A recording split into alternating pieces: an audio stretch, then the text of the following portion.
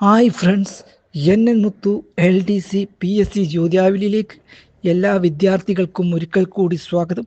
അപ്പോൾ നമുക്ക് ഇന്നത്തെ ചോദ്യത്തിലേക്ക് കടക്കാം. ഒന്നാമത്തെ ചോദ്യം: പ്രത്യക്ഷ രക്ഷ ദൈവസഭ സ്ഥാപിച്ചതിന് ശേഷം യോഹന്നാൻ അറിയപ്പെടുന്ന പേരുകൾ.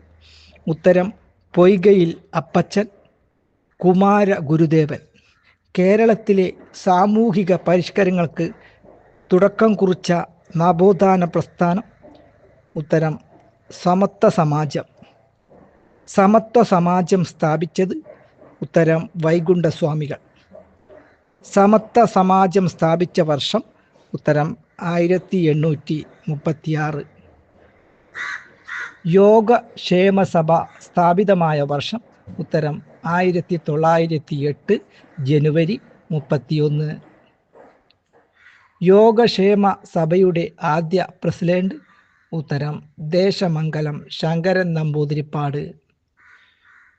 യോഗക്ഷേമ സഭയിലെ പ്രധാന അംഗമായിരുന്ന വ്യക്തി. ഉത്തരം: VT ഭട്ടതിരിപ്പാട്. യോഗക്ഷേമ സഭയുടെ പ്രധാന ലക്ഷ്യങ്ങൾ. ഉത്തരം: ബഹുഭാര്യത്വം നിരോധിക്കുക, വിധവ വിവാഹം നടപ്പാക്കുക, വൃദ്ധ വിവാഹം തടയുക. യോഗക്ഷേമ സഭയുടെ ആത്മവാക്യം. ഉത്തരം: നമ്പൂതിരിയെ മനുഷ്യനാക്കുക. യോഗക്ഷേമ സഭയുടെ മുഖപത്രം. ഉത്തരം: മംഗളോദയം. ഈ വീഡിയോ നിങ്ങൾക്ക് ഇഷ്ടപ്പെട്ടെങ്കിൽ സബ്സ്ക്രൈബ് ചെയ്യണം, അതുപോലെ തന്നെ ഷെയർ ചെയ്യണം.